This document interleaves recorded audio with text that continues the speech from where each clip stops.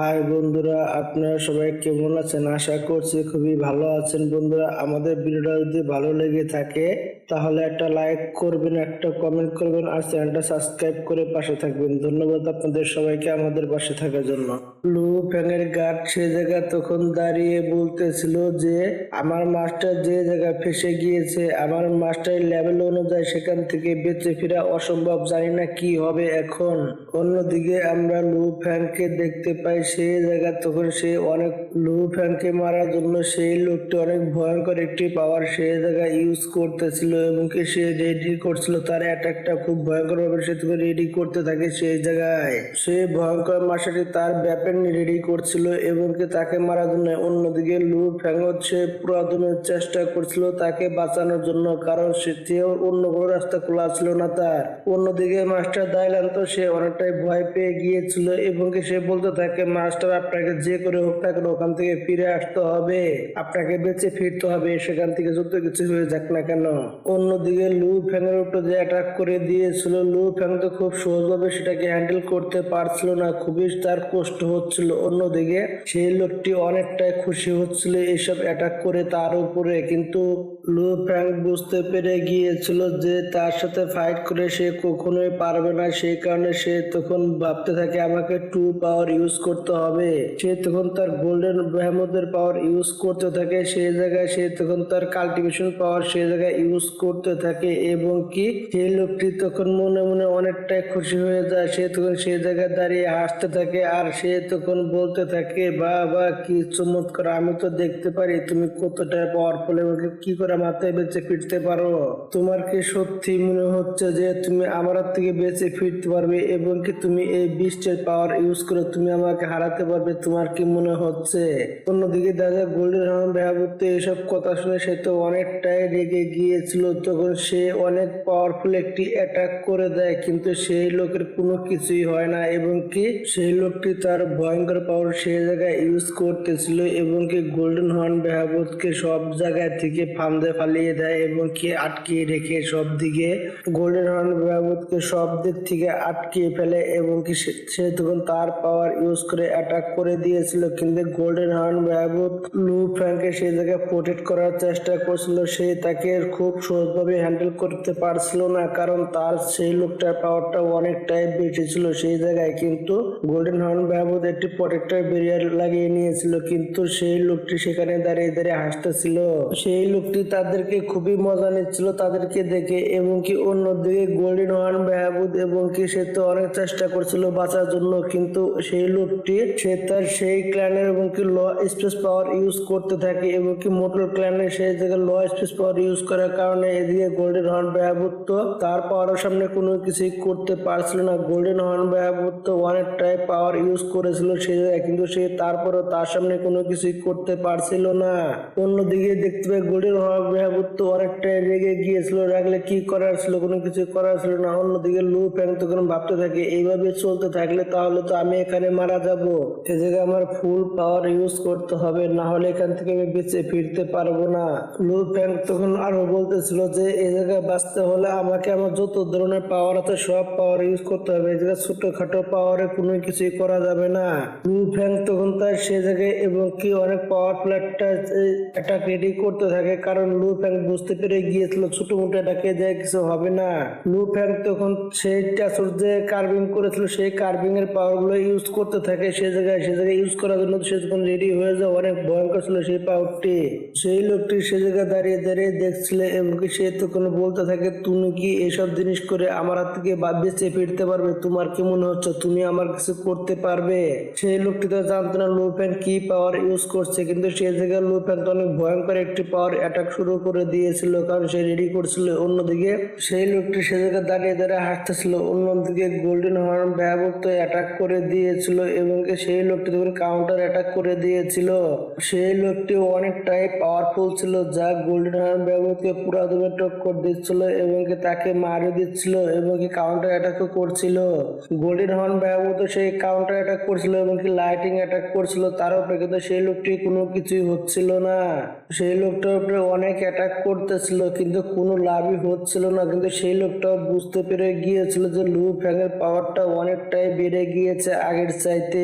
কিন্তু সেই লোকটি লু ফ্যাংকে কোনো কিছু মনে করছিল না, কিন্তু লু ফ্যাংও বুঝতে পেরে গিয়েছিল তার সাথে মোকাবেলা করা এতটাও সহজ না এবং কি বড়ই ভয়ঙ্কর। সেই লোকটি বড়ই কঠিন এবং কি অনেকটাই পাওয়ারফুল, যা বলারও বাইরে কল্পনাও করা যাবে না। কিন্তু লু ফ্যাংয়ের অন্য কোনো রাস্তা খোলা ছিল না তার সাথে অ্যাটাক করা ছাড়া, কারণ তার কি করা ছিল, তার জীবনটা তো বাঁচাতে হবে, এছাড়া না হলে তো সে এখানে মারা যাবে।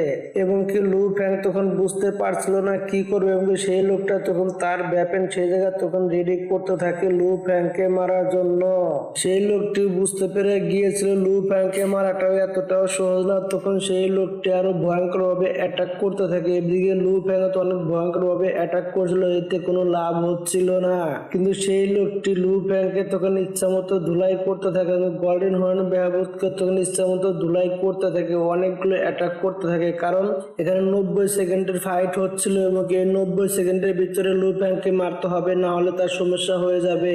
কিন্তু লু ফ্যাংকে সে এত সহজে মারতে পারছিল না। লু ফ্যাংও অনেকটাই পাওয়ারফুল ছিল, কিন্তু সেই লোকটি তো অনেকটাই চিন্তার ভিতরে পড়ে গিয়েছিল। গোল্ডেন হর্ন ব্যবহারকে সে তখন আঘাত করে পিছন দিকে ঠেলে ফেলে দেয় এবং কি সে অনেকটাই ব্যথা পায়। গোল্ডেন হর্ন ব্যবহার সে তার পাওয়ার তখন সে জায়গা তখন ইউজ করতে থাকে এবং এই টর্নেডোর মতো একটি পাওয়ার সে তখন সে জায়গায় ইউজ করতে থাকে।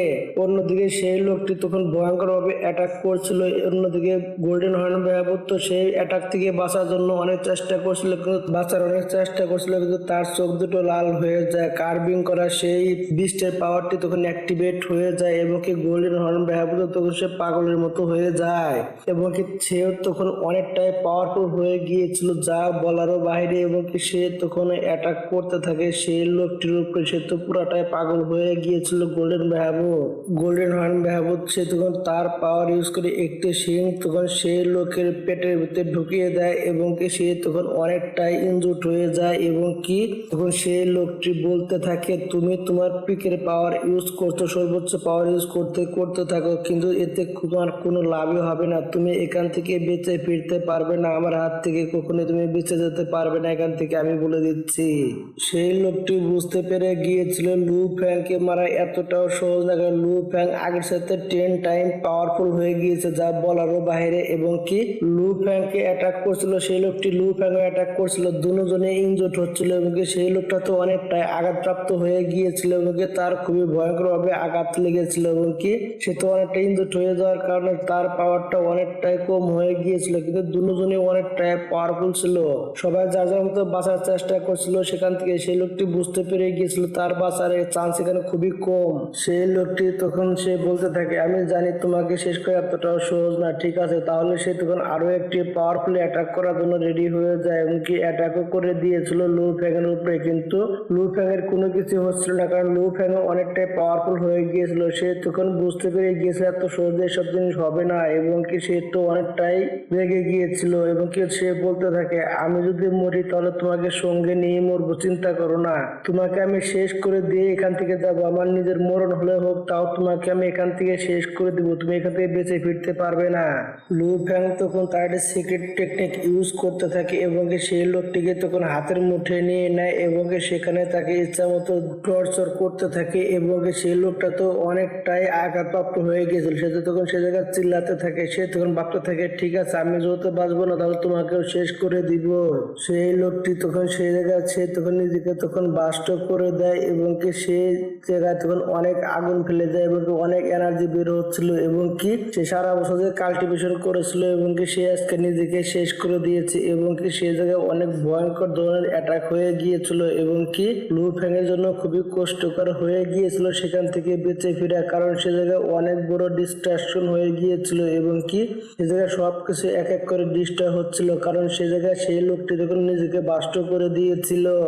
আশেপাশে যত কিছু ছিল তখন সব কিছু সেই জায়গায় ডিস্ট্রয় হতে থাকে। এতটাই ভয়ঙ্কর ছিল সেই এনার্জি গুলো, এবং কি লু ফ্যাংয়েরও সেই জায়গায় অনেক কষ্ট হচ্ছিল। অন্যদিকে দালানের যে শিপগুলো ছিল এবং কি সেই জায়গায় যখন তারা অনেকটাই বিপদে পড়ে গিয়েছিল, কারণ সব জায়গায় তখন আগুনের মুখে অনেক এনার্জি ফেলে গিয়েছিল। লু ফ্যাংয়ের অনেকটাই সার্ভাইভ করতে কষ্ট হচ্ছিল। অন্যদিকে দালান বলতে থাকে আমার মাস্টার ঠিকঠাক থাকলেই হয়। অন্যদিকে তারাও তো অনেক বিপদের ভিতরে পড়ে গিয়েছিল, কারণ সেই অ্যাটাকটা অনেকটাই ভয়ঙ্কর ছিল। কারণ একটা লোক একটি নিজেকে ডিস্ট্রয় করে দিয়েছে, তার যে সারা বছরের কাল্টিভেশন ছিল সবই তো নষ্ট করে দিয়েছে সে। দালান তো পুরোপুরি চেষ্টা করছিল তার শিপটাকে কন্ট্রোল করার জন্য, এবং কি তাদের তো সেই পাওয়ার গুলো তখন নিজ দিকে টেনে নিয়ে যাচ্ছিল। তারা চেষ্টা করার পরেও হচ্ছিল না। তারা বাঁচার জন্য যত সাধ্য চেষ্টা করছিল সেই জায়গায় আমরা দেখতে পাই, কিন্তু অন্যদিকে তখন আমরা দেখতে পাই সেই জায়গায় তখন সেই লোকটির হাত পা ছড়িয়ে ছিটে গিয়েছিল সেই জায়গায়।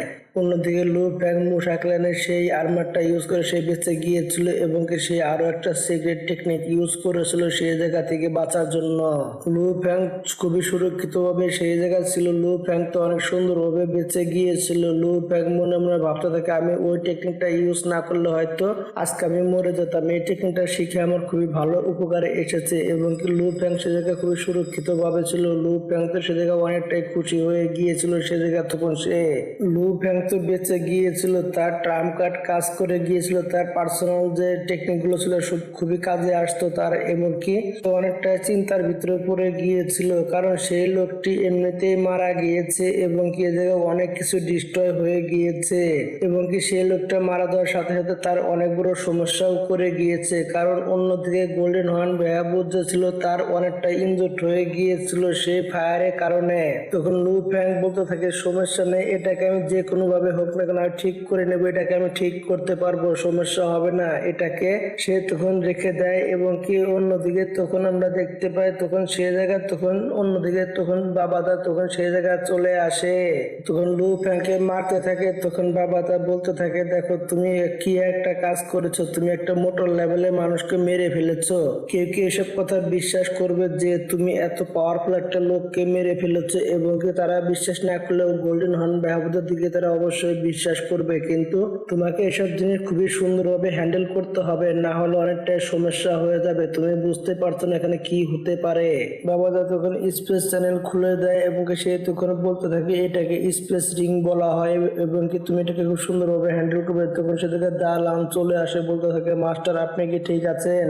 তুমি চিন্তা করো না, আমি পুরোপুরি ঠিক আছি। তারা তখন সেই জায়গা থেকে তখন তারা শিপের ভিতরে চলে আসে, এবং কি তখন লু ফ্যাং বলতে থাকে আমার কপালটা ভালো যে আমি সেখান থেকে বেঁচে পেয়ে গিয়েছিলাম, কারণ আমার হাতে এই স্পেস রিংটা ছিল। এই রিংটা না থাকলে হয়তো আজকে আমি বেঁচে ফিরতে পারতাম না, খুব সহজে আমি সেই জায়গায় মরে যেতাম, এবং কি আমি এখানে আজকে জিন্দা বাঁচতে পারতাম না। এই রিং এর পাওয়ারটাই হচ্ছে যে কোনো লোককে এটার ভিতরে রাখা যায় খুব সেফ ভাবে, এবং কি এই রিংটা অনেকটাই পাওয়ারফুল, অনেকটাই কাজে আসে, আমার আজকে অনেক কাজে এসেছে।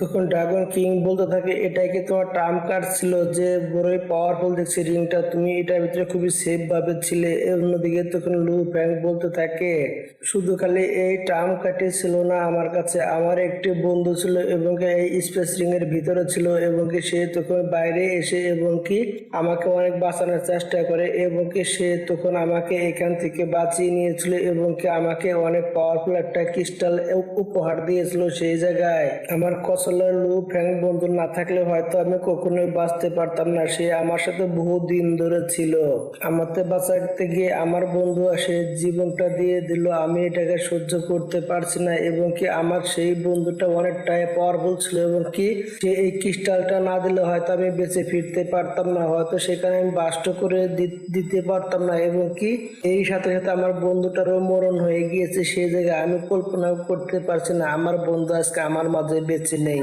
আমার জন্য সে তার জীবনটা দিয়ে দিয়েছে, এবং কি আমি কল্পনা করতে পারছি না আমার বন্ধু এরকমটা কেন করলো সে আমার সাথে, এবং কি তার নিজের জীবন সে কিসের জন্য দিয়ে দিল। তখন ব্লাড ড্রাগন কিং বিশ্বাস করে না যে লু ফ্যাং সত্যি কথাই বলছে।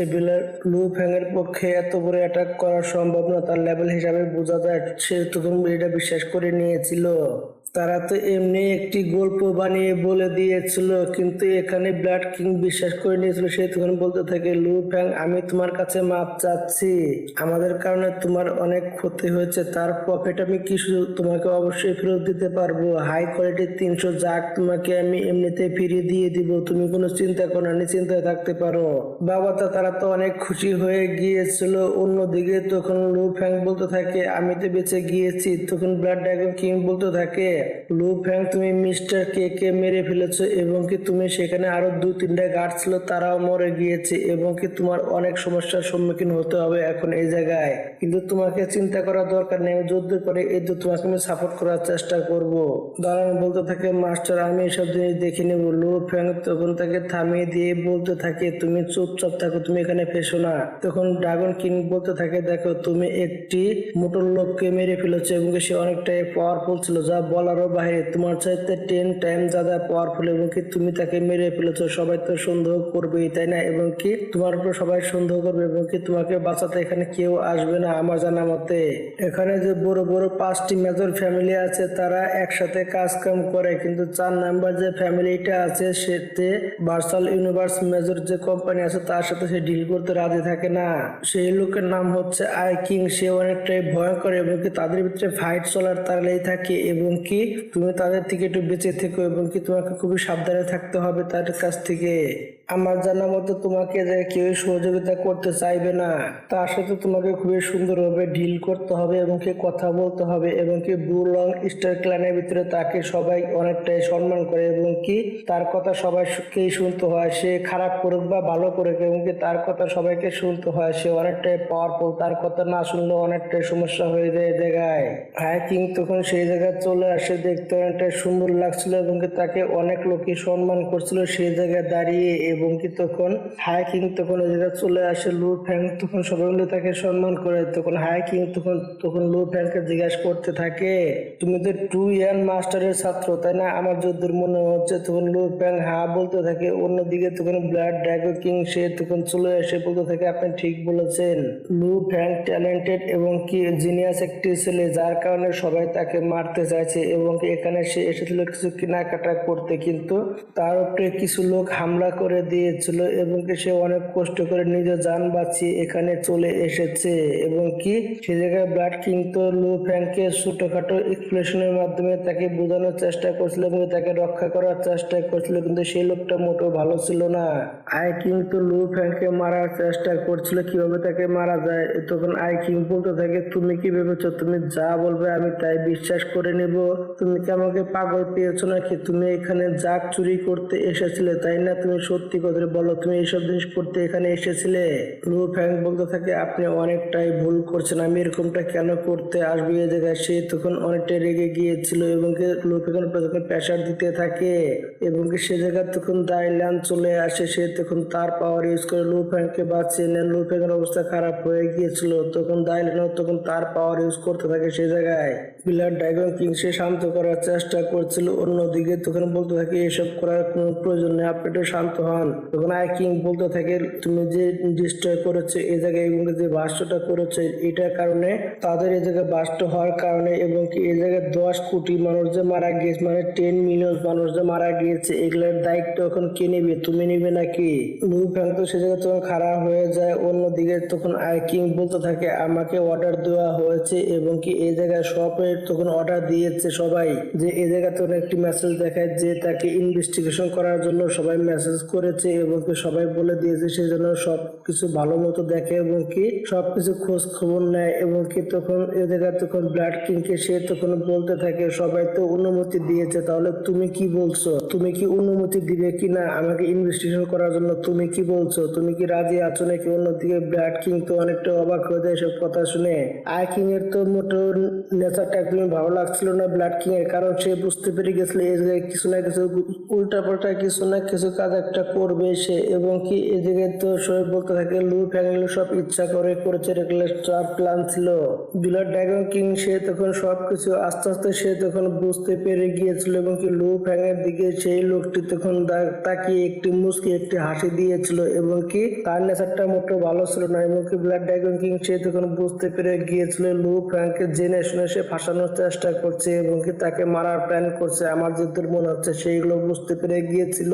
তুমি কিছু বলছো না কিসের জন্য? সবাই তো অনুমতি দিয়ে দিয়েছে। এবং কি সেই লোকটি তখন লু ফ্যাংকে তখন তার প্রেশারের মাধ্যমে তাকে আটকে নেয়। দাইলাম তো ফাইট করার জন্য রেডি হয়ে গিয়েছিল, কিন্তু ব্লাড ড্রাগন কিং সে তাকে থামিয়ে দেয়, বলতে থাকে লু ফ্যাং এর দায়িত্ব আমার উপরে ছেড়ে দাও, আমি তাকে সামলিয়ে নিব, এবং কি তাকে সেফটি করার দায়িত্ব আমার। তখন ব্লাড ড্রাগন কিং বলতে থাকে লু ফ্যাং এর কারণে আমি তোমাকে কিছু বলতে চাই, তুমি একটা কথা বলবে না, এসব কথা বন্ধ করো। এবং কি অন্যদিকে সেই লোকটি তখন বলতে থাকে দেখো লু ফ্যাং, তুমি একটি অল মাস্টার হয়ে তুমি একটি মোটর লেভেলের মাস্টারকে মেরে ফেলেছো, এটা কেউই বিশ্বাস করতে পারছে না। এবং কি তুমি আর কি কি কাজ করেছো তুমি সত্যি করে বলো, এবং কি মিস্টার কে তুমি কিভাবে মেরেছো সত্যি করে বলো তুমি। এবং কি তুমি সেই ক্রিস্টালের কথা বলছো, সেই ক্রিস্টালটা তুমি কোথায় থেকে কিনেছো, এবং কি তুমি যদি কিনে থাকো তাহলে তোমার রেকর্ড তো অবশ্যই আছে তাই না, সেগুলো আমাকে দেখাও। এবং কি না হলে তুমি এখান থেকে বেঁচে ফিরতে পারবে না, তুমি সত্যি করে বলো তুমি কি কি করেছো।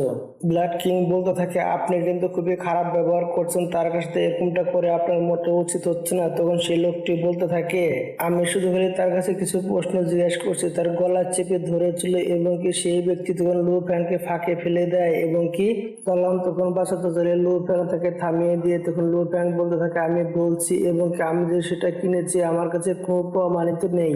সেই লোকটি তো অনেকটা রেগে যায়, সে মনে মনে বলতে থাকে লু ফ্যাং তুমি আমার কাছে ফেসে গিয়েছো। অন্যদিকে লু ফ্যাং তাকে ফাঁসাতে চায়। লু ফ্যাং তখন বলতে থাকে আমার কাছে এরকম অনেক ট্রেজার আছে যেগুলো আমি কিনে রেখেছি, কিন্তু তার কোনো প্রমাণ নেই। আপনাকে দেখতে চান তাহলে আপনাকে আমি দেখাচ্ছি, অনেক অনেক আছে আমার কাছে। তখন লু ফ্যাং একটি 9 লেভেলের ক্যানন গান বার করে দেখিয়ে বলতে এটা আমি ম্যাজিক মাউন্টেন থেকে কিনেছি। কেন এটা কি রেকর্ড নাই বলে তাই বলে কি এটা আমার না? আমি কি এটাকে কিনে রাখিনি? এটা আপনি কেমন কথা বলছেন আপনি?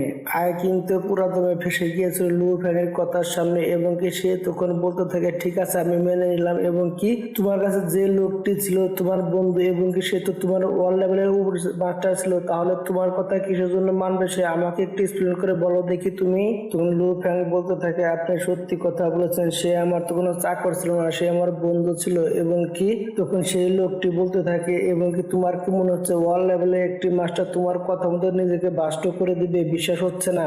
আমি একটি সোল কন্ট্রোল টেকনিক আমি ইউজ করতে পারি, এবং কি সোল কন্ট্রোল টেকনিকটা আমি অনেক আগে শিখিয়ে রেখেছিলাম, এবং কি আমি সেটাকে কন্ট্রোল করতে পারি। তখন সে তার প্রুফটা সেখানে তখন দেখিয়ে দেয়, এবং কি তারা আর কেউ বিশ্বাসই করতে পারছিল না।